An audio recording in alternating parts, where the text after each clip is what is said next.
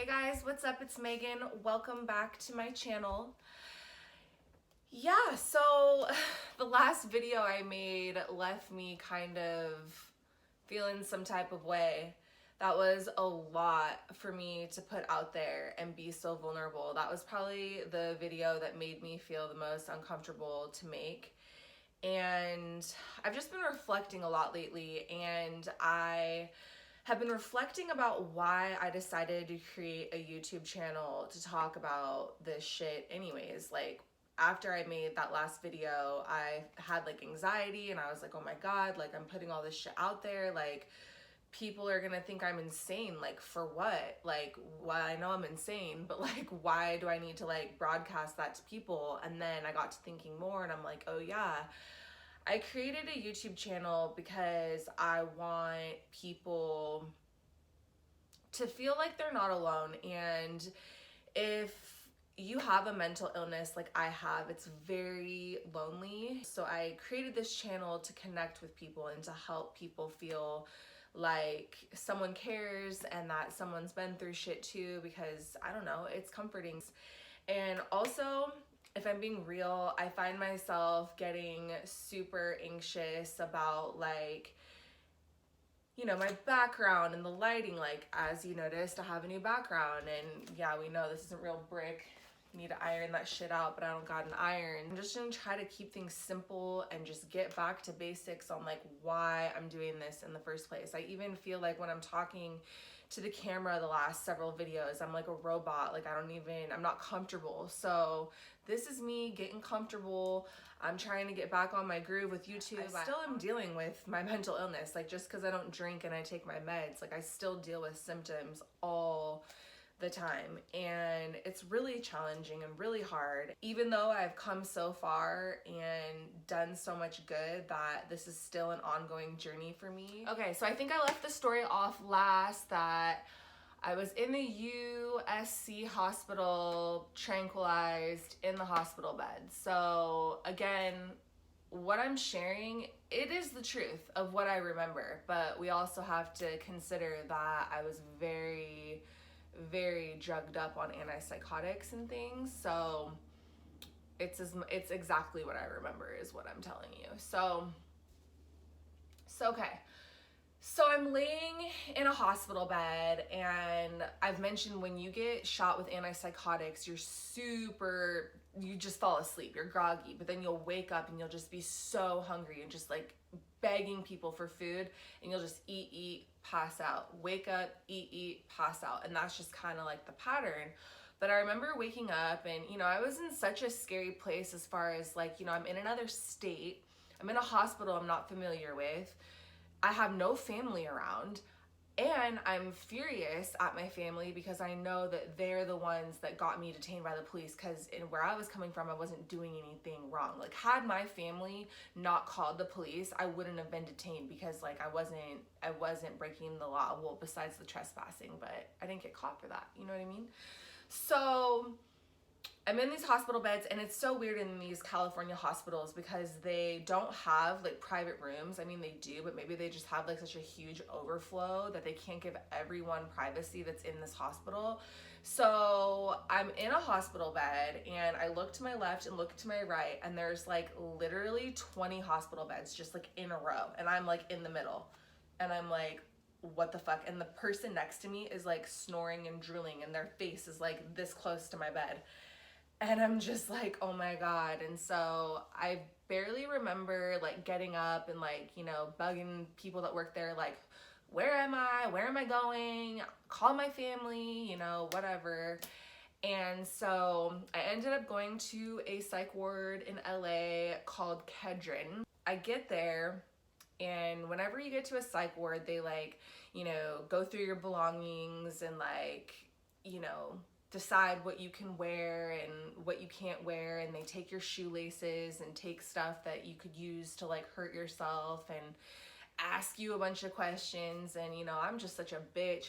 The person was asking me questions, and I'm just like, I can't talk to you about like asking me stupid fucking questions. Like, they ask you the most annoying questions when you're like so sick, which I really think that needs to change, but just saying. So basically, I was in this psych ward for probably like, I think it was like 10 days or something like that, but I had the most fun I've ever had at a psych ward. I remember the girls that worked at the psych ward told me that I was like, it like made me feel really good. They're like, you're like the queen of this place. Like, you run this place like from the inside out. And I was like, really?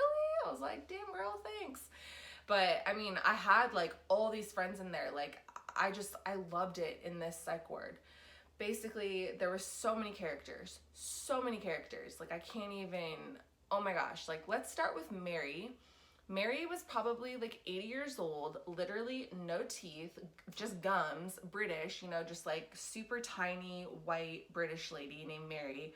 And she would just be hella chill, like just minding her own business. And then all of a sudden, like, she would just like, no one would be talking to her. And she would just be like, well, back in my day, and just fucking go off and start screaming at people and storm upon people and like yell in their face. And like, you know, I like befriended her. And, you know, she flashed on me a couple of times, but for the most part, we were cool. Here's another character. He was this Asian guy who kind of looked like Mr. Chow from The Hangover. And God, what was his name? It was like Oscar or something like that. And he would always brag in the psych ward to all the patients about like how much money he has and how ballin' he is. And I was just kind of like, okay, yeah, whatever. But then every day this like random girl that looked like a prostitute would visit him and like give him like cigarettes, Black and Milds, shirts, this and that. And so I would kind of ask the people that work at the psych ward, like, is this guy bullshitting or does he really have money? And, you know, they're like, no, he does. And so yeah, apparently he had bipolar and was manic, which was obvious, but it was hard to tell if he was real or not. But he definitely gave me a Britney Spears shirt and a Whitney Houston shirt. I really had like a good experience in there, except for the fact that there was a security guard that worked in there, and his name is Muhammad, and he took advantage of me. I was sick. I was alone. I was in a terrible place with my family and my husband, which I'll explain that in a minute. But basically, Muhammad, security guards and people that work there were allowed to give the psych patients cigarettes, and for the cigarette breaks, because there was an outdoor courtyard. And which was insane to me because they do not have smoke breaks here at psych wards in Washington, but I guess they do in LA. So he would start like being like, hey Megan, and he'd like pull out like, you know, 4 cigarettes and like give them to me and shit like that, you know. And then one day I was like talking about coffee and how much I love coffee, and one day he like came up to me and tapped me on the shoulder and he's like, hey, go like look in your room. And there was like a huge vintage like Starbucks that he like brought for me, stuff like that. So he was like, you know, shady, but I looked at him as like, you know, an uncle or like a grandpa, like, oh, thanks for the good look, like you're helping me out in here, you know. But he was like grooming me, because basically as time went on, after I was there for a while, one night I was like going to bed and he like came into my room and he was like, you know, like, how are you doing, like, you know, just like trying to talk to me. I was like, oh, I'm good, like, you know, I felt uncomfortable, and my roommate was actually changing in the bathroom, and so I could see her like changing, and then he's like in the doorway, and there was cameras in the hallways but no cameras in the bedroom. And so like he stepped into the room and he's like, give me a hug, good night. And I remember just being like, what the fuck, like, give you a hug, like, but I felt like I had to because he had like given me coffee and cigarettes and all this shit. So I was like, okay. And so I gave him a hug, and he like literally like bear hugged me, like trapped my arms like down like this, and like fucking kissed me on the lips. Like, I shit you not, I flipped out. I like pushed him back. I'm like, what the fuck are you doing? And he's just like, oh, like, I'm sorry. And I'm just like, I think I was like, you Bill Cosby fucking weirdo. Like, I went off, you know. And it was just sad because like my parents and husband believe me now that it happened, but at the time I was so manic, they thought I was like making it up, because when I called them on the phone, like I told them. And And yeah, they kind of didn't really believe me, which is terrible because it's the truth. And I found out from other people that work at the psych ward, because I told the workers and they told the head of the psych ward, but it's just, that's how it is in psych wards. Like, girls get fucking sexually abused and nothing happens because, like, they just don't give a fuck. I don't know. Like, they A, don't believe the psych patient, and B, like, even if it's true, what are they gonna do? Like, it's hard to get employees at these places and stuff. So it's just a fucked up problem that needs to change, and I don't really know how to change it.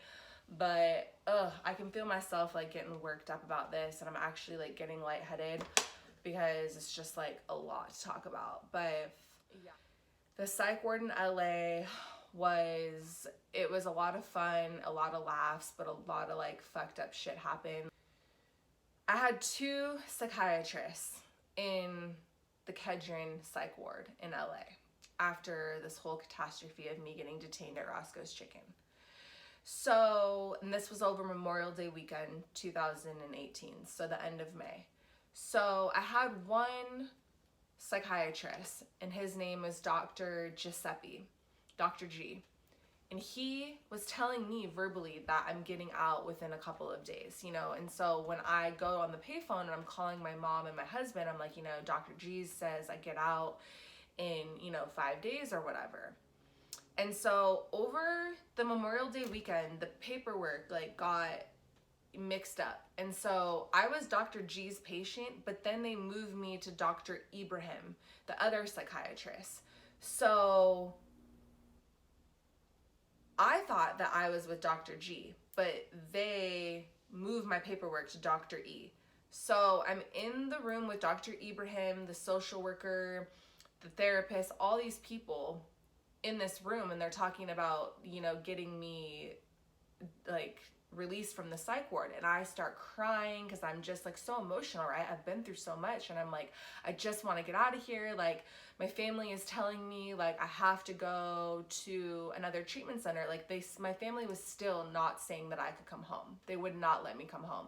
They're like, you need to fly from LA to another treatment center, which I wasn't gonna do it. I was being stubborn about it. And, you know, I've talked to my husband and my mom saying that one of you should have flown to LA and come and been with me and helped guide me to get to my next destination. But because they were being so bossy and so rude on the phone, demanding that what I do with my life, I was like, no, they can release me to a homeless shelter, because I had no money. Like, if the homeless shelter released me, they're releasing me to the streets because, you know, I have nowhere to go.